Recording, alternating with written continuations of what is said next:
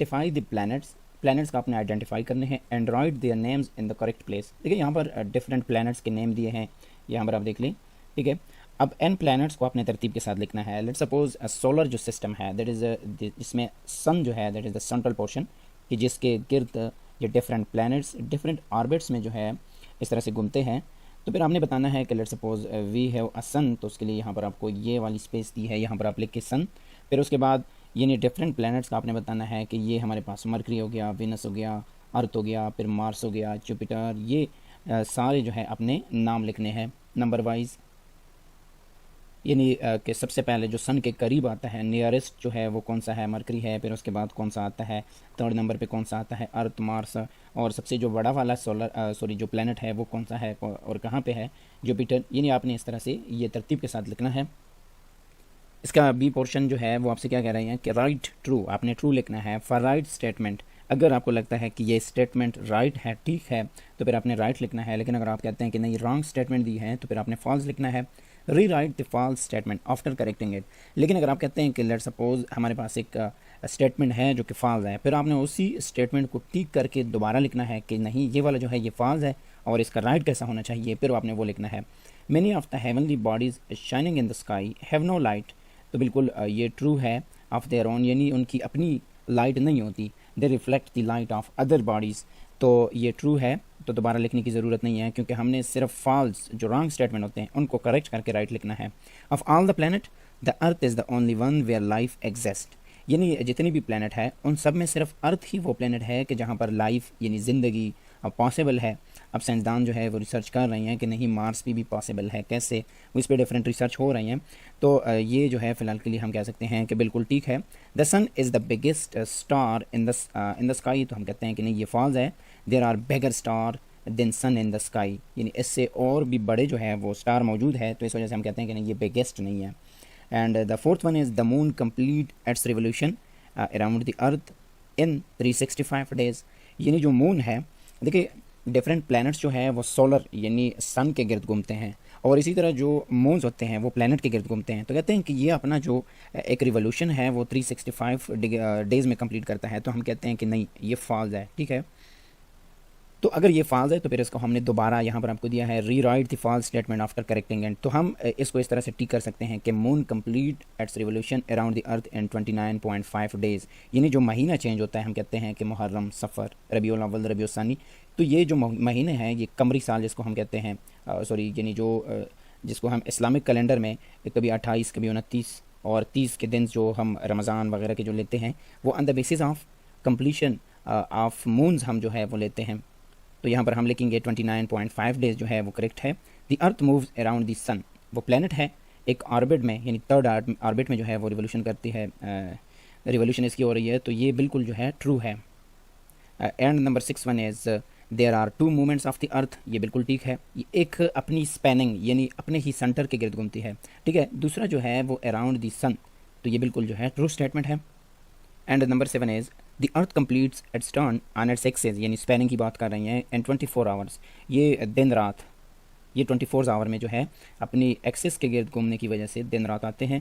The earth is like a huge ball we call this shape a sphere, बिल्कुल हम कह सकते हैं कि ये ह्यूज बॉल है और इसका जो शेप होता है वो स्फेयर शेप आता है, तो हम कहते हैं कि ये बिल्कुल ठीक है, ट्रू लिखा है। The revolution of the earth causes change in season, यानी एक साल 365 डेज़ में जो अर्थ है वो अराउंड द सन जो रिवोल्यूशन कंप्लीट करती है उसमें से 4 जो सीज़न आते हैं, that is because of the revolution of earth, तो ये बिल्कुल ट्रू स्टेटमेंट है। देयर आर 8 प्लैनेट्स, वो 9th जो है वो डिसअपियर हो गया है, तो हम इस वजह से कहते हैं कि 8 प्लैनेट्स, तो बिल्कुल ठीक है।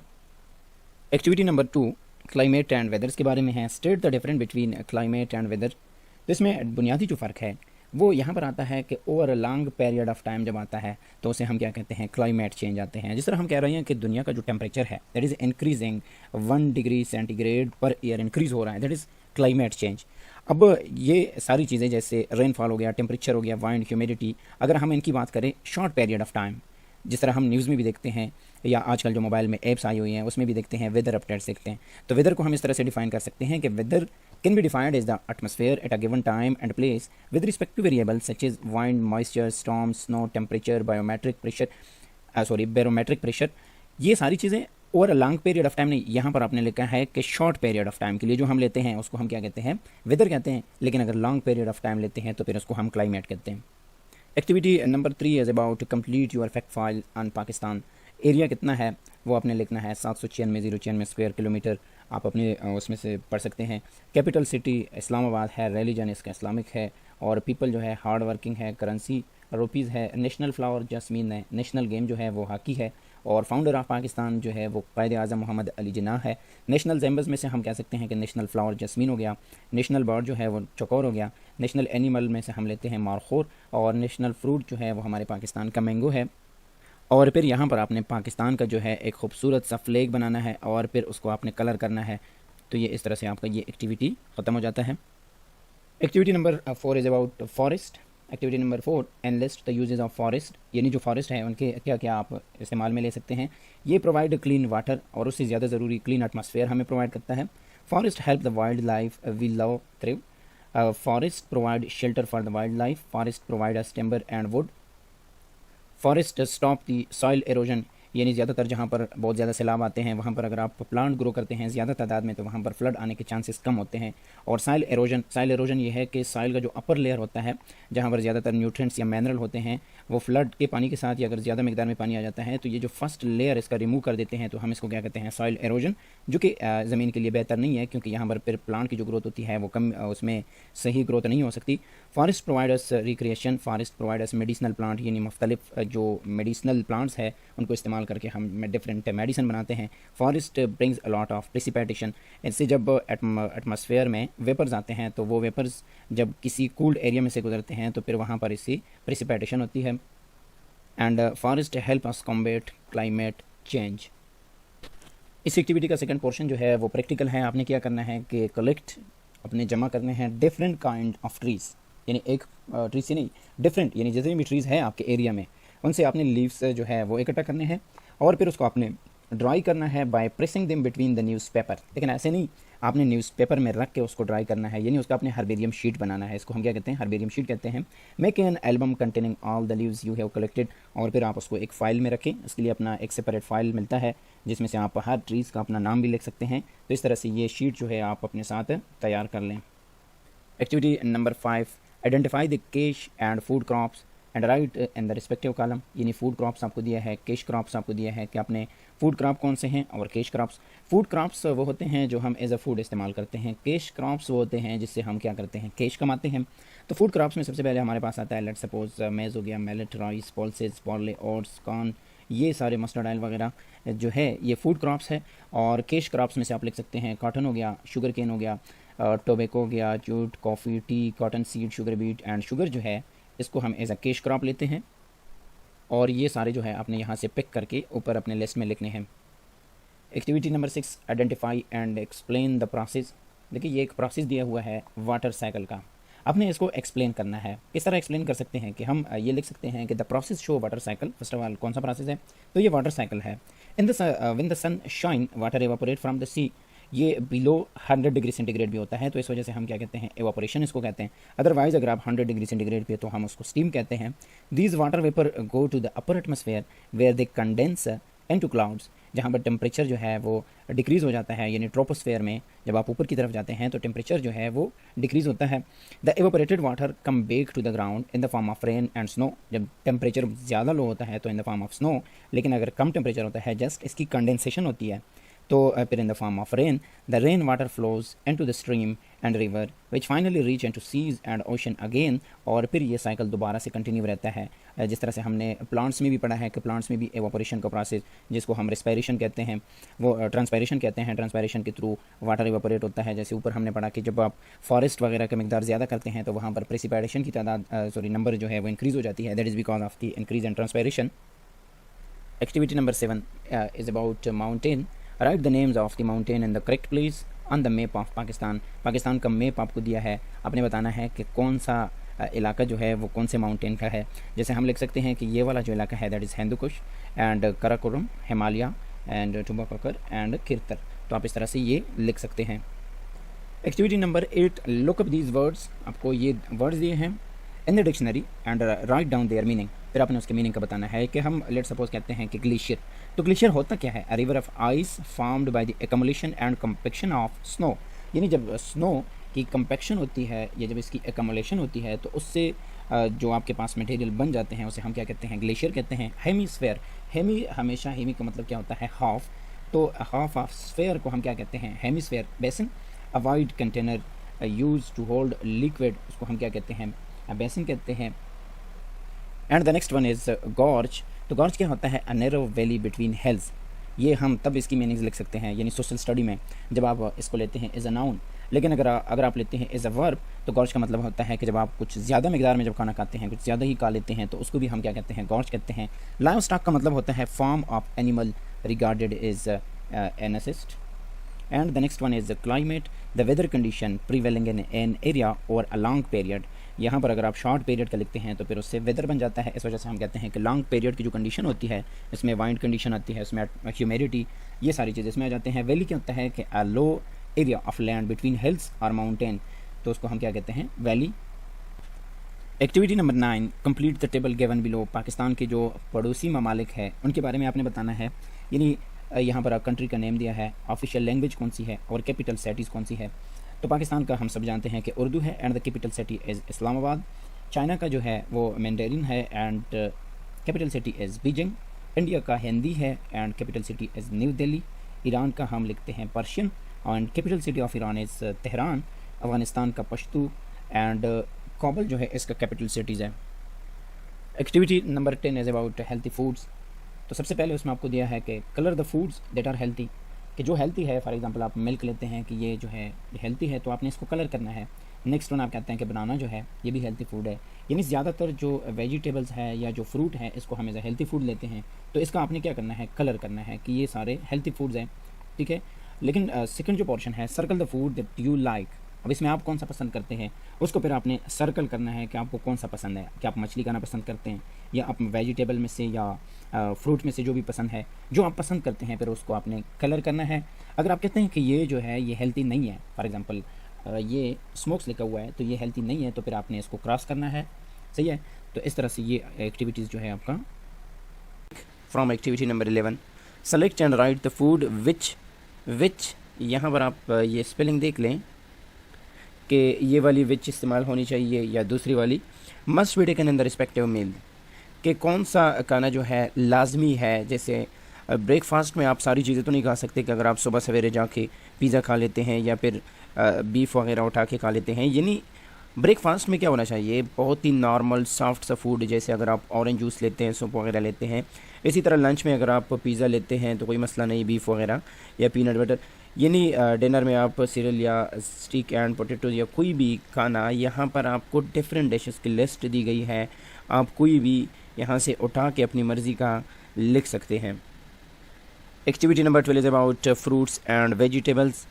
Right the name of any five fruits and vegetable, 5 आपने फ्रूट्स के नाम लिखने हैं, 5 आपने वेजिटेबल्स के नाम लिखने हैं, लेकिन कौन से? That you like to eat, जो आप खाना पसंद करते हैं, यानी जो आप चाहते हैं, जो पसंद करते हैं खाने में, तो आप वो लिखें। जैसे मैंगो, एप्पल, बनाना, पाइनएप्पल, स्ट्रॉबेरी, आपको जो भी पसंद है।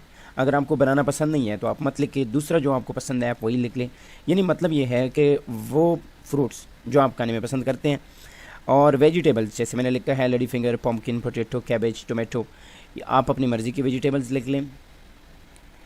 Activity number 13 is about generosity. What is generosity? Generosity means the quality of being kind and not selfish, यानी ख़ुद से ज़्यादा अगर आप दूसरों को वैल्यू देते हैं उनकी ज़रूरत पूरी करने के लिए या उनकी हेल्प करने के लिए, जब आप ख़ुद से ज़्यादा दूसरों की परवाह करते हैं, that is called generosity. Look at the illustration and then describe how the person talking is being generous and caring. यानी यहाँ पर आपको दिए हैं कि फॉर एग्ज़ाम्पल ये लिखें कि ये क्या कह रहा है इस वाले बंदे से, वी वेटेड, हमने इंतज़ार किया, for you before we started, यानी स्टार्ट करने से पहले हमने आपका इंतज़ार किया। अब जेनरसिटी कहाँ पर है? यानी इसका सिंपल सा मीनिंग ये है कि I could not start it without you, यानी हम आपके आने के से पहले स्टार्ट नहीं करना चाहते, यानी आपका इंतज़ार किया है, वेट किया है, आपके लिए हमने अपने गेम को होल्ड किया है, that is called generosity. Great kick. अब ग्रेट किक जो है, इस बच्चे ने जो लात मारी है यहाँ पर देखिए, बाल को जो है हवा में उड़ा दिया है। ग्रेट किक क्या है? अब जेनरसिटी क्या है कि आप इसको अप्रिशिएट करें, आप इसकी तारीफ़ करें। यू आर द बेस्ट, यानी कि आपने बहुत अच्छा काम किया है, तो यहाँ पर आप सिंपल लिखें यू आर द बेस्ट। इस तरह के डिफरेंट सेंटेंसेस आप अपनी तरफ से जो है इसमें लिख सकते हैं। इस पिक्चर में आप देखें कि ये बच्चा जो है हंस के क्या कह रहा है, हाय कम ऑन एंड, यानी कि अगर आपके घर किसी का आना जाना होता है तो आप उसका वेलकम करते हैं। किस तरह वेलकम करते हैं? With smile. जब विद स्माइल आप वेलकम करते हैं, दैट इज़ जेनरसिटी, यानी आपको उसकी परवाह है कि इसको जो है अच्छा लगे मेरे घर आने पे। अगर आप इसको देखें, you can use my pencil, यानी help other when they needed, जब दूसरों को ज़रूरत होती है और उस टाइम आप उनकी मदद करते हैं, दैट इज़ कॉल्ड जेनरसिटी। यानी ये क्या कह रही हैं कि शेयर कर रही हैं अपना पेंसिल अब उसके साथ जिनके पास पेंसिल नहीं है। So help other when they needed. Activity number 14 is also about generosity. Enlist few ways you can show generosity to other. आपने एनलिस्ट करने हैं कुछ ऐसे वेज कि जिससे आप क्या कर सके, जेनरसिटी शो कर सके।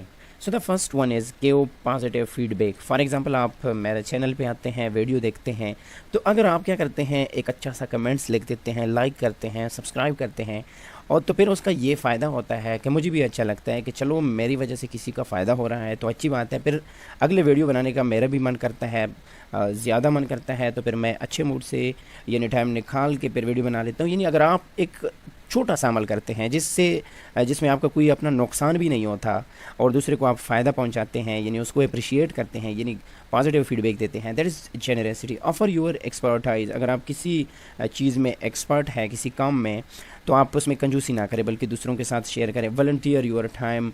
जैसे अपने काम तो हर किसी के होते हैं, यानी ऐसा कोई भी बंदा नहीं है कि जिसके अपने काम नहीं होते, लेकिन अपने काम को छोड़ के दूसरों के जो काम आते हैं, यानी उसको जो फ़ायदा पहुंचाने की कोशिश करते हैं। या जिस तरह से आप ब्लड डोनेट करते हैं, डोनेट ब्लड, यानी हेल्पिंग अ होमलेस, या अगर कोई ऐसे लोग हैं आपके इर्द गिर्द के जिनके घर नहीं है, आप उनकी मदद करना चाहते हैं, तो that is the ways that you can show generosity to other. यानी कि आप क्या करते हैं, फ़राख दिली शो करते हैं, सखावत शो करते हैं, या फयाजी शो करते हैं। इसके साथ अगर आप ऐसा करते हैं, बाइंग समवन अ मील, अगर किसी को भूख लगी है, खाना खाने की उसकी वो नहीं है, तो आप उसको खाना लेकर देते हैं, यानी डोनेट करते हैं या तकसीम करते हैं, या अपने खाने के साथ इतना बना लेते हैं कि अगर आपके में ऐसे लोग हैं कि उनको भी खिलाएं। पेट सेट फ्री, अगर आपको ऐसे पेट मिलते हैं कि आप उसको फ्री कर देते हैं, बजाय इसके को आप पिंजरे में डाल देते हैं, कैद कर देते हैं, तो ये क्या है, जेनरसिटी टू अदर है। Donate book to the library. अगर आपके पास कोई ऐसे बुक है कि जिनको अभी आप नहीं पढ़ रहे हैं, आपने पहले पढ़े हैं, और करीब भी कोई लाइब्रेरी है या कोई स्कूल है, तो आप उसमें डोनेट कर सकते हैं, that is the actual generosity. Spend time with elders, यानी आजकल जो चल रहा है, जिस तरह हर कोई अपने मोबाइल में बिज़ी होता है, अपने इवन के पेरेंट्स का भी नहीं सुनते, ग्रैंड पेरेंट्स का भी नहीं सुनते, तो ये नहीं होना चाहिए। तो spend time with elders. Buy from a brand that support poor, या ऐसे क्या आप यहाँ पर लिख सकते हैं कि वोमेन, यानी कि जिनका और कोई ज़रिया नहीं होता, तो ऐसे लोगों से जो है ख़रीदारी करनी चाहिए कि उनको फ़ायदा पहुँचा दे। Activity number 15 is also about generosity. Write a short paragraph on generosity. Generosity पे फ़राख दिली पे आपने क्या लिखना है, एक पैराग्राफ लिखना है। तो सबसे पहले आपने ये बताना है कि व्हाट इज़ जेनरसिटी, है क्या चीज़। Generosity is the quality of being kind. जब आप क्या करते हैं, काइंड रहते हैं, because you love to help other, आपको अच्छा लगता है दूसरों की मदद करना।